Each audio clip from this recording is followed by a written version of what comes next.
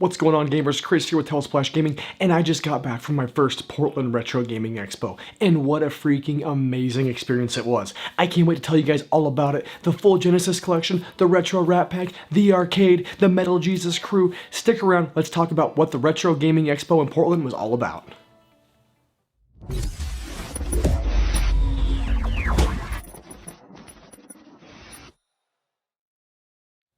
So we started our journey in Spokane, headed over to Seattle, picked up the rest of the Retro Rat Pack, Robert and Wesley Gaming Off the Grid, Sean at the Nerd Lair, BK flew in from Maryland. It was amazing. We met downtown Seattle, played some arcade games at this place called GameWorks, which is absolutely amazing if you're a fan of downtown Seattle. Met them for the first time. Stayed the night in Seattle, hit up Pink Gorilla Games, which is Kelsey Lewin. Now she's known as Kelsey Spencer's local game store. It was pretty small, but it was still pretty awesome. But you guys are here to hear about Portland. So we woke up Friday morning, left Seattle, hit Portland up, checked into our hotel, and went straight for the arcade. And dude, the coolest thing about this whole journey was the group I was with. Sean at the Nerd Lair, BK, Gaming Off the Grid. We had so much fun just hanging out and experiencing a retro gaming expo or any type of con with people that you get along with, that you have so much in common with, makes everything so much better. And as fun as this would be, even by myself, have my brother, my buddy Jesse, and the rest of the Retro Rat Pack with me was awesome. We laughed so hard. We walked into the arcade and our minds were blown. It was literally an arcade from like the early 90s, set up in this huge convention hall. We picked up our sweet badges, which looked like Game Boys. We walked in, and it was pretty much all the big arcade games that you'd want to play as a kid. Street Fighter, Galaga, Frogger, Demolition Derby, pinball machines. You know, I didn't see like X-Men, but that doesn't mean it wasn't there. But it wasn't just arcades. It was every single console that you could think of. They had all the Nintendos, the Sega Genesis, all the way up to the Dreamcast, the 64, and the modern consoles as well. We had an absolute blast going around, free-to-play arcade, picked up a little brewski, and just went and played a few arcade games, played some NBA Jam. I even got a chance to hang out with some of Portland's finest. A couple cops wanted to play the 4-player Demolition Derby game, so BK and I sat down. As you can see in the picture, I had a little beer with me, so drinking and driving apparently is fine as long as you're only doing it in an arcade game, and that's what we did. It was absolutely fun, it was a blast, but that wasn't the end of the day. The cool thing about this is we hit the arcade up. We thought our night was kind of coming to a close. Oh no. The Metal Jesus crew decided to show up and turn this place upside down. So the Retro Rat Pack, the Metal Jesus crew, we got to hang out with John Riggs, Metal Jesus, Kinzilla, Drunken Master Paul was there. I had a great time talking to each one of them on a personal level, which is really, really cool, because at the end of the day, they're just people putting out videos on YouTube just like myself, and they just want to hang out with some people that are like-minded. And it was really fun to get to know them and talk to them on a much different level than just the professional YouTube side or the question and answer. While we were there was also some really cool people we got to meet. The Hair of the Dogcast, trio of really awesome dudes that do a podcast. We're there, we got to hang out with them, talk to those three guys. Adam from the 1-Up cards. You're like, what is a 1-Up card? It's a card that lets you clean your old school retro cartridges without having to use Q-tips and alcohol. It's basically a business card with a couple pads on each end. Incredibly smart. What a genius idea. But Adam is a super cool dude, and I hope to talk to him quite a bit in the future. But after we were done with all that, it was time to go to bed because we knew that the actual con itself opened up the next day, and my wallet was burning. When the con opened up, it was like herding sheep. There were people just walking in, and it was awesome. Like, the people watching itself was just so rad. Everybody's just hanging out, having a huge nostalgia trip at every single table. It was almost overwhelming, but it was so freaking rad. There were vendors everywhere. YouTube personalities were flying out of the different corners of the room. I mean, you're looking over and you see Metal Jesus. You look over and see Pat Contra. You look over and see James Roth, the, AVGN. It's just like, whoa, like, what am I doing? This is crazy. It was really cool. But one of the coolest things that I was able to experience is I got a chance to meet the NBA Jam voice. Take a look at this. From downtown Portland, you're watching Telesplash Gaming with Tim Kitzer, the voice of NBA Jam, and your host, Chris. Boom shakalaka! So that was awesome. Like, for me, that was just like one of the highlights of the con. Getting to meet him, to talk to him, and have him give a shout out to the channel. So you'll probably see that a little bit as I go on through the year, because how do you not put that on your channel every once in a while? It was awesome. One of those things as a kid that you're like, dude, NBA Jam, NFL Blitz, all these games are amazing, and the voice was right there and giving me a shout out. But the other really cool thing is with all the vendors, I got to talk to those Hair of the Dog cast guys, and we actually were able to sit down and do a full podcast. Sean at the Nerd Lair and myself sat down right after the Gaming Off the Grid crew sat down, and we did a full interview for 20 minutes, some rapid fire questions, got to hang out with the three dudes, Josh, Tom, and Brad.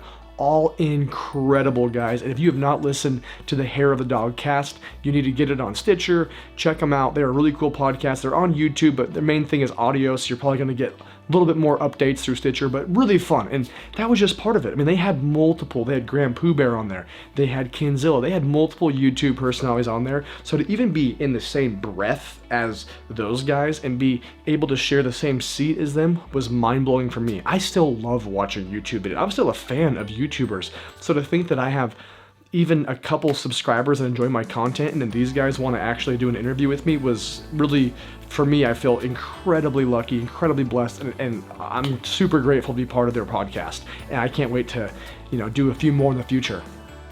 And you go to these conventions thinking like, oh, I'm gonna go buy all these games and do all this, and that's part of it. I mean, there's so many panels and there's so many games, there's so many people there, but the part that's hard to explain is if you haven't gone to one of these, you are overwhelmed. You think when you walk into a gaming store, you know what it's like when you have $25 to spend and you're like, oh, it's gonna be easy to blow this, and then you have all these games and you're like, what do I want to buy? It's like that times 100, because now you have 100 gaming stores who have brought all of their inventory to this place, and you're like, I have a couple $100s to spend, what am I gonna pick up? And that was one of the hardest things for me. I mean, it was just like, okay, I want that, I want that, I want that, and then at the end, you forget to go back and buy it. So it was just a really cool experience being able to hang out and check all this out, and I mean, the money was burning a hole in my pocket, but I just couldn't get it out fast enough. And on top of that, they have these panels. So I got to see John Blue Riggs panel. That was really fun. He got to play games with the crowd. Wes won a really cool N64 controller by going up there and beating him in the quick draw game on the Switch. Then we went into the AVGN panel, which he talked more about his latest episode and kind of how that went. It was all one big long take. And then we did the Metal Jesus panel, which was really cool because we got front row seats, got to sit there, hang out, check out the Metal Jesus Q&A in the front row, and just kind of poke fun and joke around and just be part of it. It was really fun to be close up in the audience and really see how they interact with the group. And it was really cool to see all of them together on stage and answer a bunch of questions. And you know what? We just laughed like a bunch of teenage boys at a slumber party the whole weekend long. We had so much fun as a group, and I just can't thank those guys enough for just being awesome. We had so much fun at all these panels and just sitting around, just poking fun at each other, and it was incredible. It was just really, really fun. Hey, what do you got there? Troll juice? Yeah.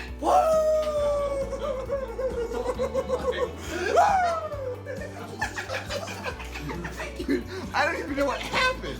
I was like, those are real. So after the panels were over, we were walking around a little more, and who do you run into? Boom, Russ Lyman, part of Pixel Game Squad. And he's asking about the top 3 Tuesday question was, what is your Holy Grail item? Well, one of my Holy Grail items is the Haunting Ground for PS2. It's an expensive survival horror game that's actually really good. So it's not just rare, but it's good. So I got to do a little question with him, answer that with the Got G crew. Sean the Nerd Lair did his segment, and it was cool. It was just all so interactive. And if you're a fan of gaming, it's fun to go there and just answer questions for random YouTubers. Be part of the panel.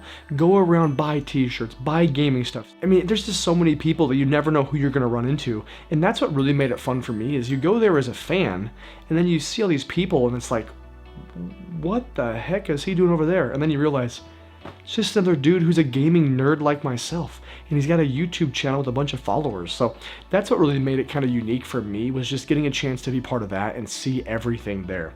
But after a day of doing panels and walking around, we were literally spent. So we went back to the hotel, got some pizza, played some Jackbox Party Pack, and if I was able to record footage that would be non-offensive for this channel, I would, but Jackbox Party Pack with the Retro Rat Pack was freaking hilarious. We had an absolute blast, but there was definitely zero footage making it onto this video because it's just definitely not PG-13. It was just non-stop laughter and jokes and terrible jokes, terrible puns, but it was just funny.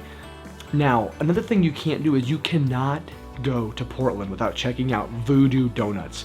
And these donuts are hearty. It's like a meal. Like, it's not like it's all full of air. It's like the dough is seriously thick. So we popped into Voodoo Doughnuts on Sunday morning before we finished up the con. Got some donuts, really cool, really tasty, definitely worth the trip if you're around the downtown area. Then we went right back to the con, but there was a couple things we didn't do yet. One, John Hancock had his full Sega Genesis collection on display, which is absolutely amazing. So we were able to talk to John for a few minutes and then go check out his full Sega Genesis display. And it's one of those things where you talk about it and you hear about it, but then when you see it in person, you're like, this is like incredible. This is a huge amount of games to collect, and it takes a ton of dedication to have a collection like that. And this guy's got like 15 full collections, NES, Genesis. I mean, I don't know what else he has, but it was really cool to see that. And then we walked on the con some more. I bought a few things, and we did a $5 game challenge, which Gaming Off the Grid will have on their channel. And basically what that is, you get $5, you pick out a game, and whoever has the best game wins. And so that was a lot of fun filming for that, walk around the con.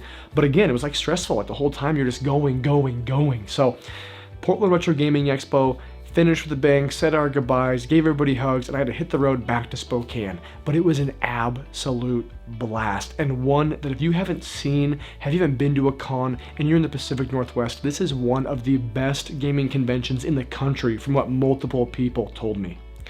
I did get a little bit of help on the $5 game challenge from Gary at Rock Solid Productions, so thanks Gary for hooking me up on that. It was really neat being part of the whole challenge, being part of the group, and we're definitely not done doing cons. The Retro Rat Pack is here to stay. Alright everybody, I hope you enjoyed my glimpse into the Portland Retro Gaming Expo. It's so hard to condense 3 amazingly full days into a 15-minute video. But you know what? I think I got the main points across. I gave you an idea of what it's about, and if you haven't gone to one of these, you definitely need to check it out. And if you have, let me know about your experience in the comments below. Keep trolling, keep rolling. We'll see you on the next video. And if you want to see the rest of the Retro Rat Pack's Portland Retro Gaming experience, click on the boxes on screen or in the description down below.